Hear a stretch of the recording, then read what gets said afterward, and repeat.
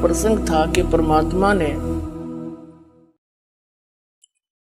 आकर के यहाँ बताया है कि पुण्यात्माओं, तुम गलत स्थान पर फंस रहे हो, आप यहाँ के वासी नहीं हो, ये आपका स्थायी स्थान नहीं है। और आपको भी पता इस बात का, तो स्थायी नहीं है।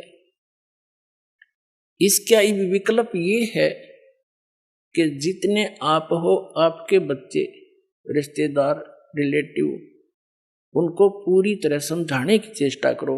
भले ही वो एक बार ना माने, प्यार से दूसरी बार 5-10 दिन के बाद जाकर फिर स्टार्ट करे, 10 दिन के बाद फिर पहुंच जा, धीरे धीरे स्वाता जैसे उसको जितना स्वा उतने बोला, फिर चुप हो जाते, वो गाली भी दे, बोला ही नहीं, क्योंकि हम सारे ऐसे थे, भ्रमित थे।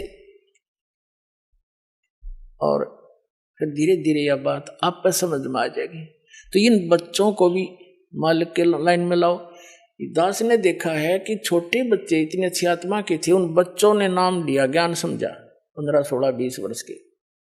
फिर माता पिता संघर्ष करें तो अंदर देवता पूजने छोड़ दिए, समाज पर भी माथा ना टेकता, तो कि हमारा कुपूत पैदा हो गया। किसी कहीं लड़की ने नाम लिया तो उसके पीछे घर के पड़ दिए। अब धीरे धीरे उन्होंने सारे परिवार ने आना पड़ा इस ज्ञान समझ के। फिर रोज के नए नए सुख दिए परमात्मा ने।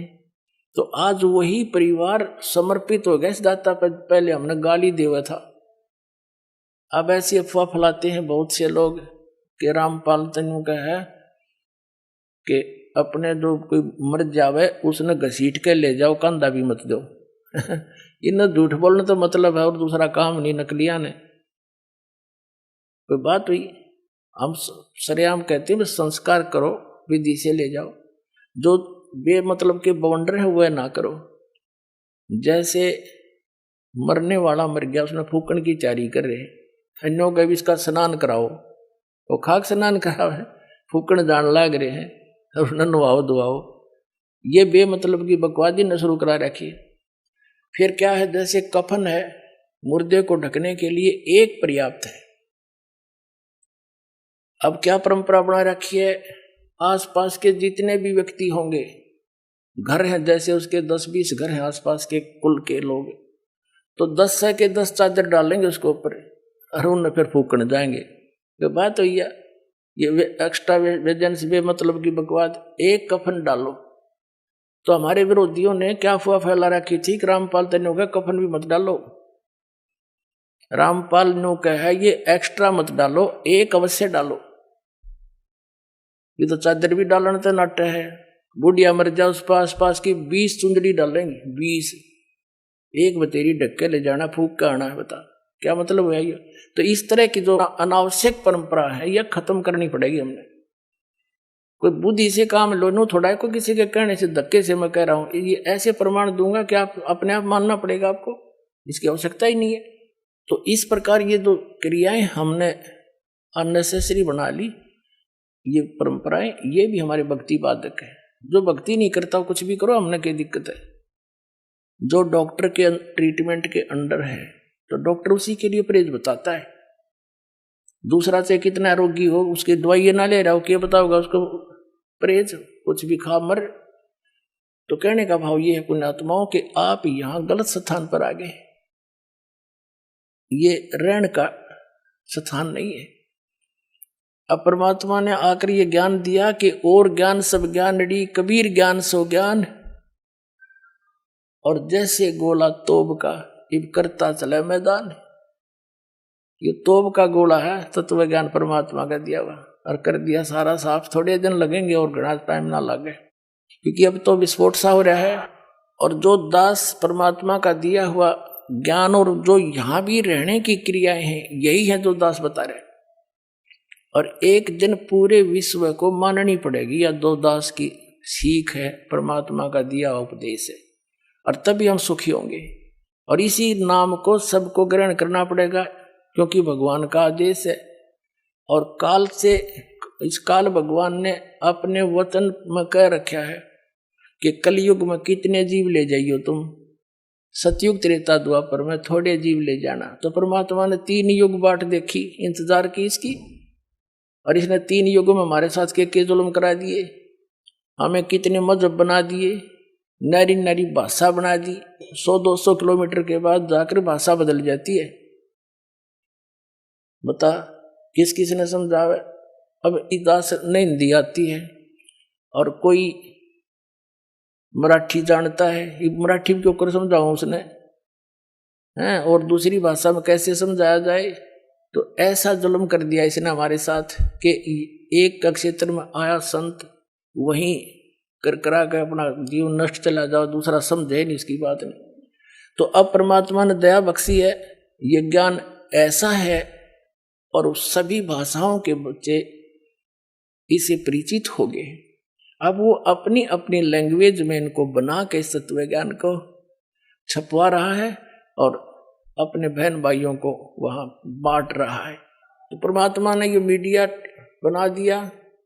इसके अंदर भी एक बताते हैं कैसा सॉफ्टवेयर बनने वाला है, कुछ बन भी गया है कि वो किसी भी भाषा का हो, सभी भाषाओं में वो उसको कन्वर्ट कर देता है। दया भी दया परमात्मा ने करी आपके ऊपर।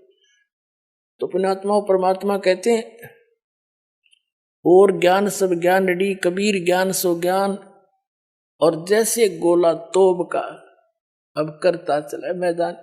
तोब के गोले का आगे किले नहीं डटा करे हैं, एक का बढ़ा दिया करे, 2-3 लगे बात तो निशान नहीं पावे। तो ये परमात्मा का ही तोब का गोला है। और ये सोच ले एक किस्म का भी परमाणु बन गया। असली परमाणु दास ने बनाया है अज्ञान के नाश करने का और सत्य को ऊपर उभारने का। एक पुस्तक जहां भी भक्त बांट आते हैं उस परिवार पर कृपा होती है, आसपास के सुन सुना के वो भी उनसे पूछते हैं, फिर पुस्तक ग्रहण करते हैं।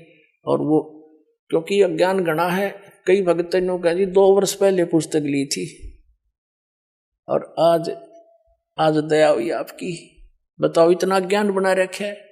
एक भक्त आया महाराष्ट्र का, वो कहने लगा जी एक सांगली शहर है महाराष्ट्र में, सांगली, और वहां कोई आपकी भक्त ज्ञान गंगा बांटे थे और हम वो मेला लगा हुआ था हमारे धार्मिक, और मैं तो भगवान शंकर का पुजारी, उसके अतिरिक्त मैं किसी ने मानू नहीं था। हमारे साथ मेरा भाई था छोटा 10-12 वर्ष का, और हम सारा परिवार मत्था टेकने जावा थे शिव के मंदिर में, बड़ा मेला था वहां का। वह पुस्तक बेच रहा था तो उसमें लिखा हुआ था कौन ब्रह्मा का पिता है, कौन विष्णु की माँ, ये ऐसे ऐसे। वो छोटा भाई जाकर हमसे पिता नहीं कैसे पहले वो लेने चला था, मैंने मना कर दिया कि ना ये तो बकवास लिख रखी है ना। जब तो वो मेरे साथ आ गया, फिर पता नहीं कब निकल कर गया, वो किताब खरीद लिया वहां से बुक और छुपा कर रख ली उसने।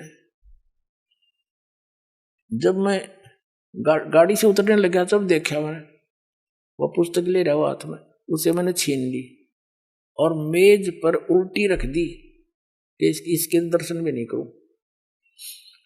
वह रखी रही 2 महीने तक।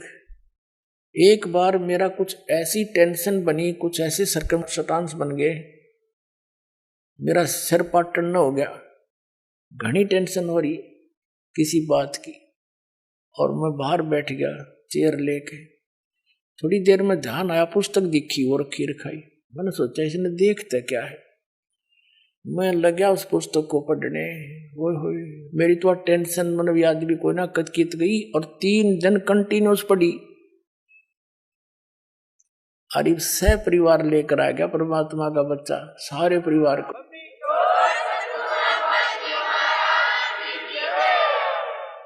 तो ये एक किस्म का परमाणु बन गया ये पुस्तक परमात्मा के ज्ञान की।